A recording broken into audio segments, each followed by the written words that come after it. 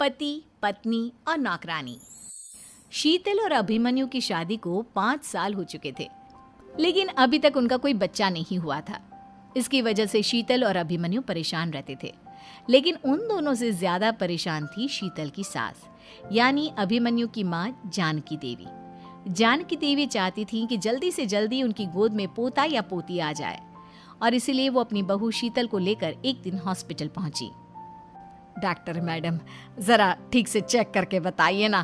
कई बड़े बड़े डॉक्टर को दिखाया है, लेकिन मेरी बहू माँ ही नहीं बन पाती। मैंने शीतल को बहुत अच्छे से चेकअप किया है। देखिए, बात यह है कि शीतल के अंदर माँ बनने की कैपेसिटी नहीं है। ये आप क्या कह रही हैं डॉक्टर साहब? कोई तो इलाज होगा ना, कोई दवाई दे दीजिए। देखिए, कुछ प्रॉब्लम ऐसी होती है जिनका कोई ट्रीटमेंट नहीं होता। आई एम सॉरी टू से, लेकिन शीतल कभी माँ नहीं बन सकती, क्योंकि उसके यूट्रस में अंदर से ही कुछ प्रॉब्लम है। घर आने के बाद क्या हुआ माँ? कहाँ लेकर गई थी आप शीतल को? अरे कहाँ लेकर जाती, डॉक्टर मैडम के पास ले गई थी, लेकिन तेरी बीवी तो कभी माँ बन ही नहीं सकती। मम्मी जी, इसमें मेरी क्या गलती? अगर अंदर से कोई प्रॉब्लम है तो उसमें मैं भी कुछ नहीं कर सकती। जानती हूँ, ये बात डॉक्टर के मुंह से सुन चुकी हूँ। अब दोबारा मेरे सामने इस बात का गाना मत गा। अरे माँ, परेशान होने की जरूरत नहीं है, हम सोचते हैं ना कुछ। अरे क्या सोचेगा तू?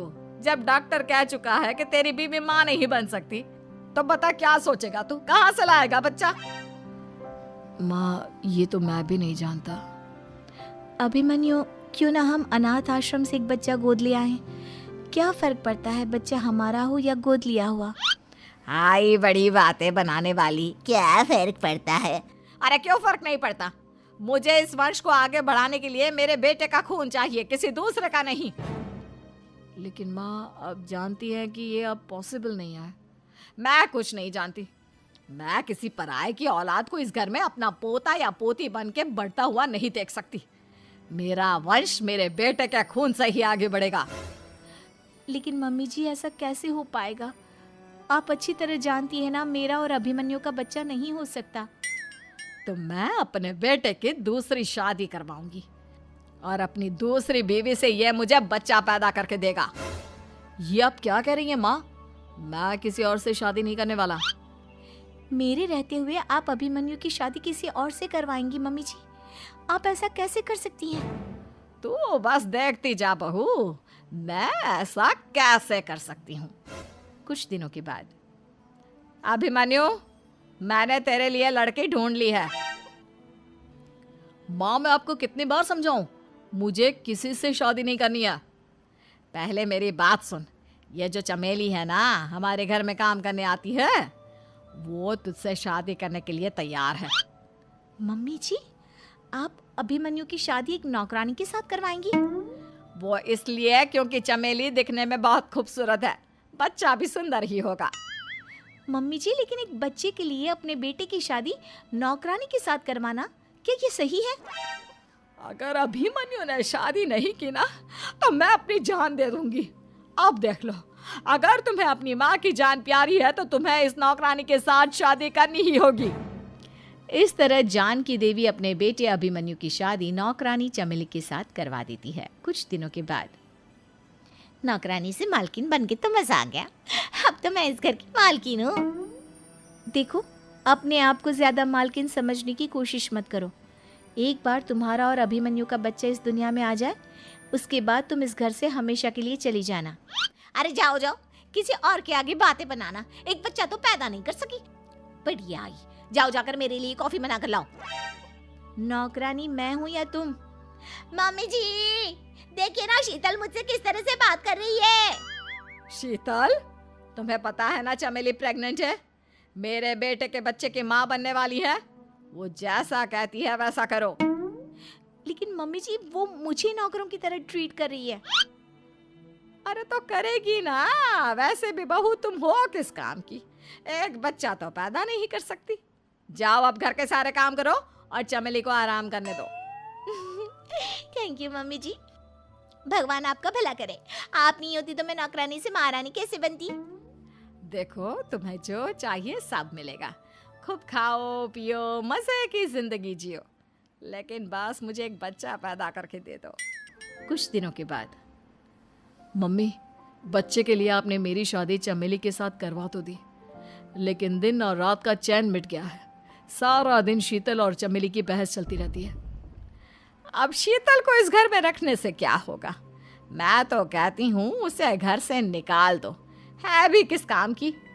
मैं ऐसा नहीं कर सकता माँ, वो मेरी पत्नी है, उससे बहुत प्यार करता हूँ मैं। तुम्हारी पत्नी चमेली है, चमेली, उससे प्यार करो। अरे तुम्हारे बच्चे को जन्म देने वाली है वो।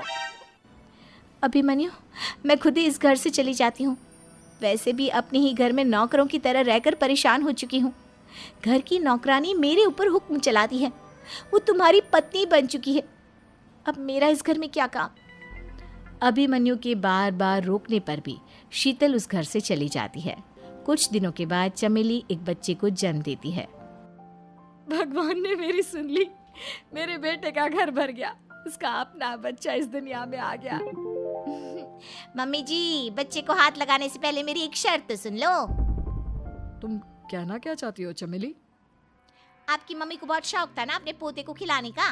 अब देखो, इस दुनिया में हर चीज की कोई ना कोई कीमत तो होती है। तुम अपनी आधी प्रॉपर्टी मेरे नाम कर दो, बच्चा तुम्हारे नाम। अरे लेकिन मैंने अपने बेटे से तुम्हारी शादी करवाई है, अब ये सौदेबाजी कहाँ से आ गई? जो औरत अपनी बहू को घर से निकाल कर एक नौकरानी के साथ अपने बेटे की शादी करवा दे, वो तो सौदेबाजी कर ही सकती है ना। उसका कैसे भरोसा कर सकते हैं? मुझे बस आप लोगों की प्रॉपर्टी चाहिए, उसके बाद ही बच्चे को आप हाथ लगा सकते हैं। मैंने कहा था ना मम्मी, आप गलत कर रही हैं। देखिए, उसका नतीजा आपके सामने है। जब शीतल को पता चलता है कि अभिमन्यु और चमेली का बच्चा दुनिया में आ गया है, तो वो अपने घर पहुंचती है। अभिमन्यु, कहाँ है आपका बच्चा? क्या मैं उसे देख सकती हूँ? कुछ भी मत पूछो शीतल, माँ की हुई एक गलती हम लोगों पर भारी पड़ रही है। वो नौकरानी अपनी औकात पर आ गई है और अब हमसे अपनी आधी प्रॉपर्टी मांग रही है, वो भी बच्चे के बदले में। एक बात कहूँ अभिमन्यु, आप उससे कुछ भी देने से मना कर दो। अरे कैसी बात कर रही हो? मेरे बेटे की औलाद है उसके पास, ऐसे कैसे मना कर दे? मम्मी जी, वो अभिमन्यु का बच्चा नहीं है, वो चमेली और उसके बॉयफ्रेंड का बच्चा है। ये तुम क्या कह रही हो शीतल? ये देखिए वीडियो। चमेली और उसका बॉयफ्रेंड आपस में बातें कर रहे हैं कि उन दोनों ने मिलकर आपको बेवकूफ़ बनाया है और अब इस बच्चे के बदले आपसे प्रॉपर्टी भी हड़प लेंगे। हे भगवान, ये मुझसे क्या हो गया? ना तो बच्चा मिला और अपने बेटे की नौकरानी के साथ शादी करवा दी सो अलग। अब क्या होगा? मुझे माफ़ कर दो शीतल, मेरी वजह से तुम्हें बहुत तकलीफ हुई है। अभिमन्यु, मैंने कहा ना, उस नौकरानी को उसके बच्चे सहित इस घर से बाहर निकाल दो। लगता है मेरे अभिमन्यु का बाप बनने का सपना अधूरा ही रह जाएगा। अभिमन्यु, अपनी मम्मी से कहो कि परेशान ना हो। आपको याद है, एक बार हम एक IVF सेंटर गए थे, मैंने फिर से वहाँ जाकर बात की थी और आपको पता है, इस बार मैं प्रेग्नेंट हूँ, क्योंकि हमने वहाँ पर प्रोसीजर करवाया था जिसकी वजह से मैं प्रेग्नेंट हो गई थी। और इस बात का पता मुझे बस कुछ महीने पहले ही लगा है। हमारा बच्चा इस दुनिया में आने वाला है अभिमन्यु। मुझे माफ कर दो शीतल बहू, मुझसे बहुत बड़ी गलती हो गई। कोई बात नहीं माँ, लेकिन अब हमें उस धोखेबाज नौकरानी को इस घर से बाहर निकालना है और इस घर की मालकिन को वापस घर लाना है, वो भी नौकरानी एक घर के लिए कितनी जरूरी होती है, आइए देखते हैं। अरे बहू, ये देख, सारा साबुन बर्तन में रह गया। ये नौकरानी कोई काम नहीं करती, गंदा काम करके चली जाती है और ढेर सारा पैसा ले जाती है। अरे मम्मी जी, उसने तो साफ किया ही था। मेरे ही हाथ से इस ग्लास में सर्फ गिर गया था। अरे बस कर झूठी, उसे बचाने के लिए सारी जुगत लगा ले, लेकिन मैं तो इसे निकाल कर ही रहूंगी। हमारे जमाने में ना कोई नौकरानी थी और ना ही ये चिकने बर्तन। चूल्हे के जले बर्तनों को राख रगड़ कर साफ किया करती थी मैं। अरे माँ जी, मैं कहाँ बचा रही हूँ उसे। और वैसे भी आजकल नौकरानी जरूरत नहीं, स्टेटस सिंबल बन गया है। अब आप बताओ, मैं मुन्ना को नीचे घुमाने ले जाऊं तो लोगों से क्या बोलूं? झाड़ू पोछा खुद लगा रही हूँ। लोग सीधा यही पूछते हैं कि कौन सी नौकरानी काम कर रही है तेरे घर पर। अरे बस कर, ये भी कोई बात होती है?